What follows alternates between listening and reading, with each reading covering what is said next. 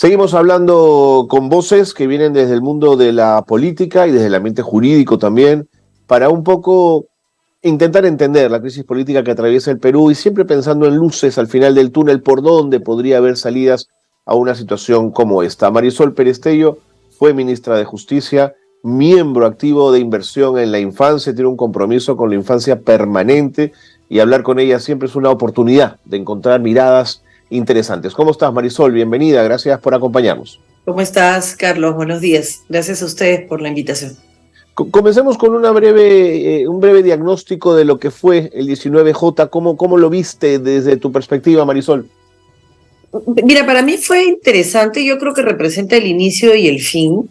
Representa el fin de posiciones extremas. Era evidente que algunas de los colectivos que marchaban frente a determinadas demandas que no tienen asidero primero en la norma y en la institucionalidad, preferían, sin enfrentar, separarse, ¿no? O sea, como si se estuviera haciendo una línea no verbal en demandas que no se comparten por la mayoría. Por ejemplo, el retorno del expresidente Castillo, ¿no? Sin que eso significara ni ofender ni pelear con las personas que lo señalaban, ¿no? Un mensaje claro de, a ver, dio un autogolpe, ese capítulo del Perú se acabó, ¿no? Se cerró. Tendrá que responder frente a la justicia y asumir sus responsabilidades en temas de corrupción y en los temas de su actuación del 7 de diciembre. O sea, yo creo que ese mensaje no verbal, no confrontacional, simplemente de esa línea física, tú la veías, ¿no? Estaba el cartel ahí y colectivos que se acercaban y que después se separaban, ¿no? Es una primera imagen de quienes han seguido la marcha en su desarrollo muy claro. Un segundo mensaje es el mensaje de personas que antes no marcharon precisamente por esa agenda confusa del 19J y que decidieron, a pesar de la poca claridad de las demandas, ir con su demanda propia. Te puedo hablar de un colectivo al que yo pertenezco, que es el colectivo Tejedoras. Tejedoras es un colectivo de mujeres que se llama Tejedoras porque estamos intentando juntar los hilos y hacer algo por el país desde nuestras posiciones, en algunos casos distintas, para reivindicar primero derechos consagrados para las mujeres en temas de no violencia, en temas de derechos sexuales y reproductivos, en tema de enfoque de género, en los que sentimos que hay un retroceso clamoroso y muy grave para el país. Y ese grupo, este colectivo de mujeres decidió marchar y las reivindicaciones comunes eran primero, justicia para las víctimas de las primeras marchas, ¿no? O sea, una explicación de parte del Estado de las 49 ejecuciones y cuál es el nivel de responsabilidad individual. O sea, la no impunidad es la primera consigna de este grupo y creo que es una consigna común, sí, señora, en todos los que se han movilizado. Y la segunda es salgamos de esto con una salida institucional y democrática. Y eso me parece importante, más allá de otras posiciones, ¿no? El renuncia a Dina, porque es la única que puede habilitar una salida institucional y democrática, o adelantemos elecciones, pero también con salidas democráticas. Entonces yo creo que soportarnos en democracia, en buscar salidas democráticas, me parece que es una forma de expresión muy saludable, ¿no? Porque estamos hartos, Carlos, todos, en esta cosa que no tiene luz, que no tiene salida, en estos pactos mafiosos de determinados sectores de la mala política nacional, de perjudicar permanentemente instituciones respetables como el ejército, como la policía, por no investigar actuaciones individuales que tienen que ser sancionadas, ¿no? O sea, pretender que se está protegiendo a la institución cuando en realidad no se protege a quien se blinda, ¿no? De acuerdo. Así que yo creo que es eso, yo creo que marca el fin de radicalismos y el inicio de una manifestación legítima de indignación que está encauzándose sin extremos. De acuerdo.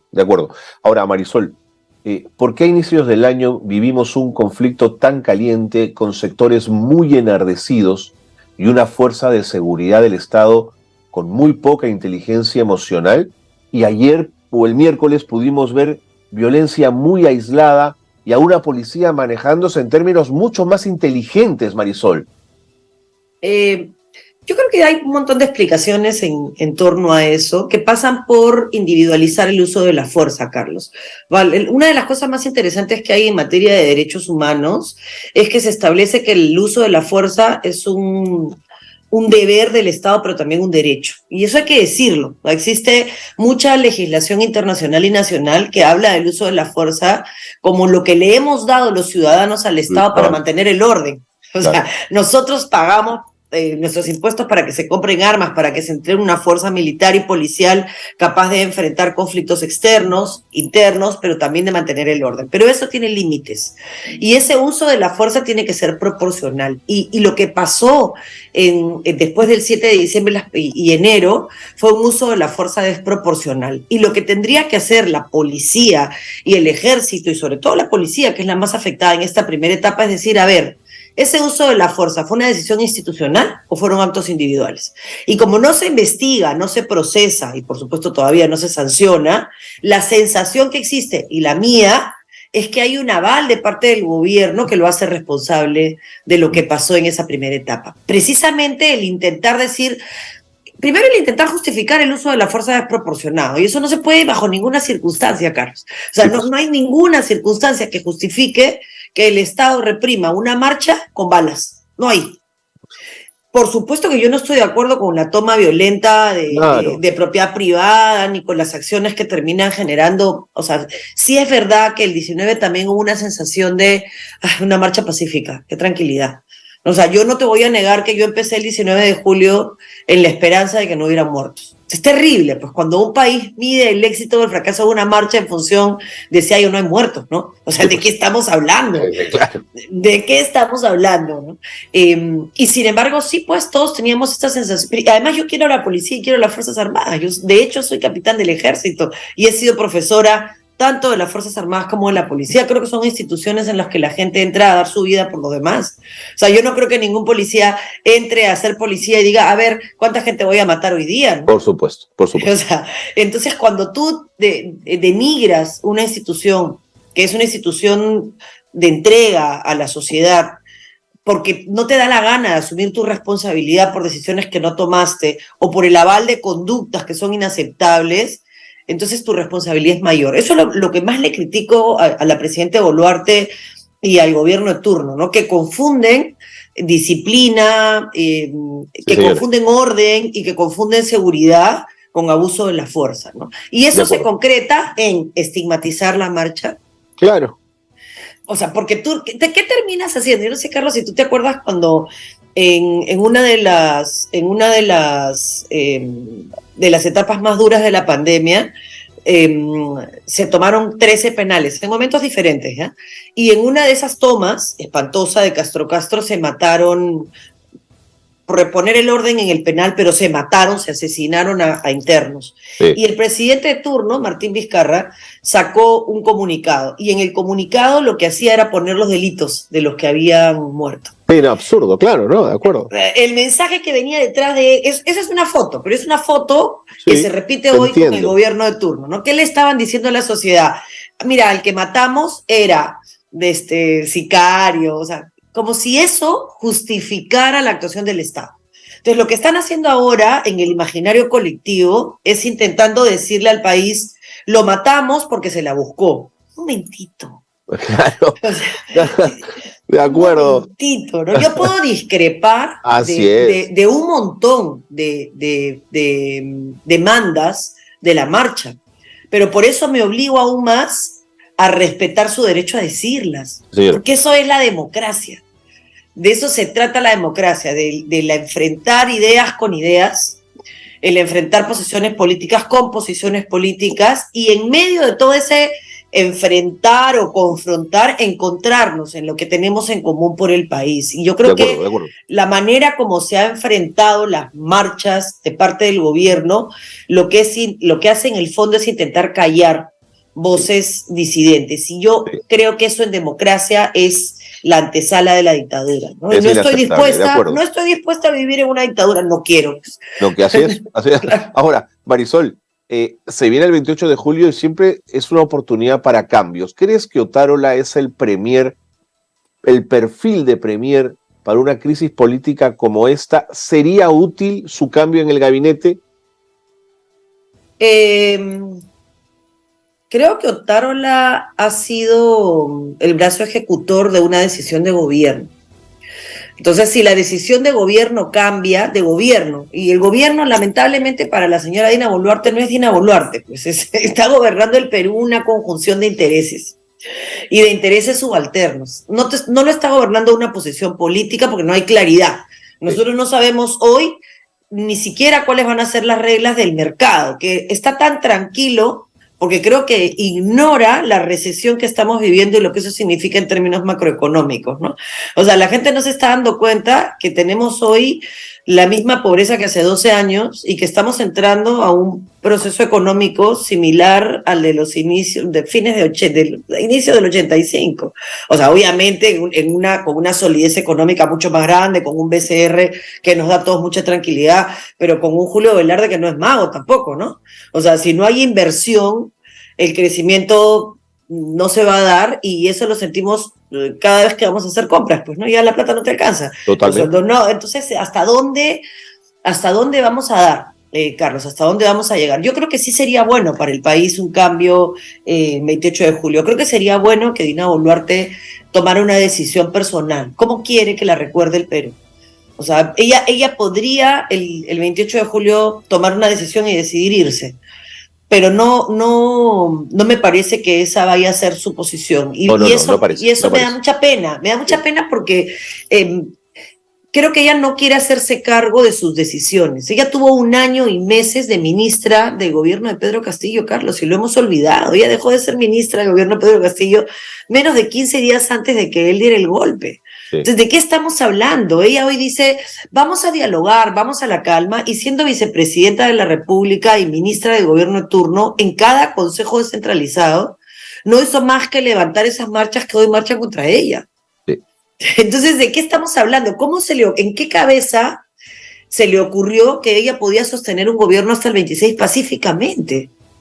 No, y a pesar de eso, en su primer mensaje, ella decidió quedarse hasta el 26. Yo creo que nunca entendió. Nunca entendió que era un gobierno de transición, Marisol. Exactamente, Carlos. Y que ese gobierno de transición le podía dar al Perú un aire y una oportunidad. Yes. Ella podía haber sido la mujer que liderara y ser recordada como eso, un proceso de transición que primero sirviera para quitarle presión a eso que había concentrado Castillo, que Castillo ha sido el final de una crisis política que tiene 20 años, Carlos.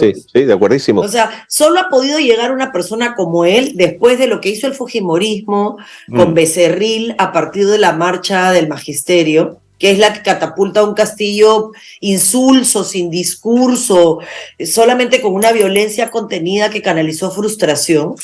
Nada más, y a partir de eso llegas a un enfrentamiento político que se repetiría si no cambiamos el status quo, ¿no? O sea, volverías a tener un 12% de un país dolido, con un discurso confrontacional, que cree desde las entrañas que en la lucha de clases y en destruir para empezar a construir. Yo no creo que eso construya nada, pero es un 12 o un 10% del país que lo piensa. La única manera de enfrentar esos niveles de violencia no es con violencia, sí, pues. Es intentando desactivar. Es con política. Exactamente, con política con P mayúscula, ¿no? La de verdad. Sí, o sea, claro. Tú hablabas de anemia cuando empezábamos, Carlos, en el espacio en el que compartimos, ¿no? Y ¿tú cómo puedes hablar de Puno y no hablar de los 7 niños de cada 10 que hoy tienen anemia y desnutrición y no tienen futuro? ¿Cómo enfrentas la problemática de un Puno que tiene recursos naturales impresionantes, que tiene posibilidades de crecimiento increíbles, 2 culturas como la quechua y aymara que confluyen en adversa, que no sabemos administrar, a la que le mandamos frazadas todos los años? O sea, ¿de qué estamos hablando? O sea, estás hablando de una zona del país en el que tú podrías hacer casas calientes, como las que hizo Inversión por la Infancia en su momento. Es el único país en el mundo que tiene los niveles de desarrollo económico que tiene el nuestro y en el que la gente se muere de frío. O sea, ¿de qué estamos hablando? De ¿De qué acuerdo. estamos hablando, no? Entonces, si no desactivas años de ignorar un Perú profundo, años de mantener y sostener una desigualdad que debería de dolernos, y así desactivas ese 10% con cosas concretas, ¿no? O sea, con Sí, accesos, con sí, caminos, sí, con agua, así es. con oportunidades. No hay otra manera de desactivar ese 10%, no existe.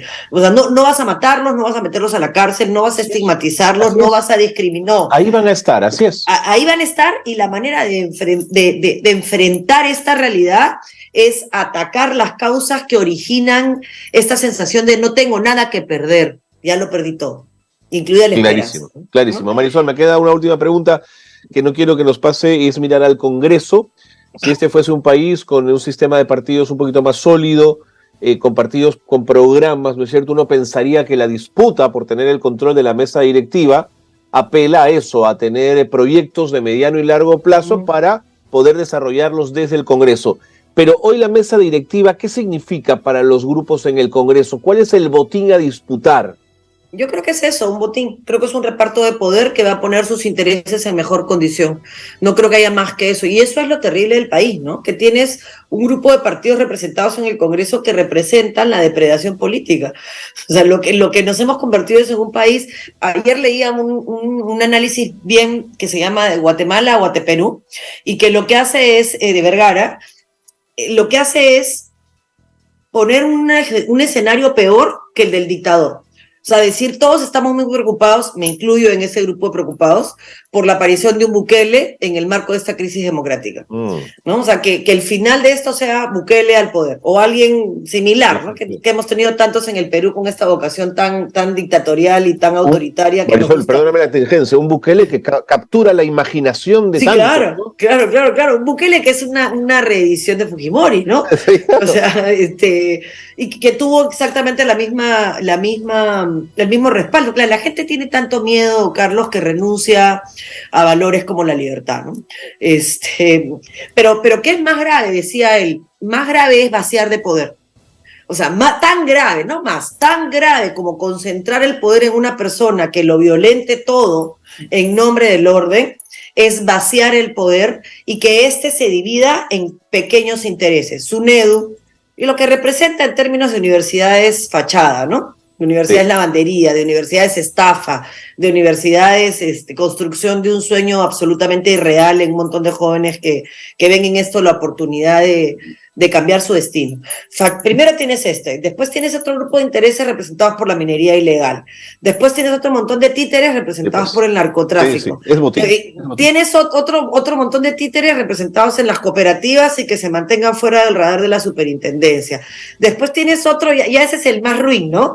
El de la impunidad en temas vinculados a violencia de género, ¿no? Violadores, proxenetas, ¿no? Dedicados al negocio del abuso de poder en su expresión más ruin, ¿no? Y ahí tienes espacios, La Pampa, por ejemplo, ¿no? Donde el proxenetismo y la trata, por supuesto. Y la trata son el orden del día. Entonces tienes un montón de intereses representados en el Congreso, conscientes o no, ¿ah?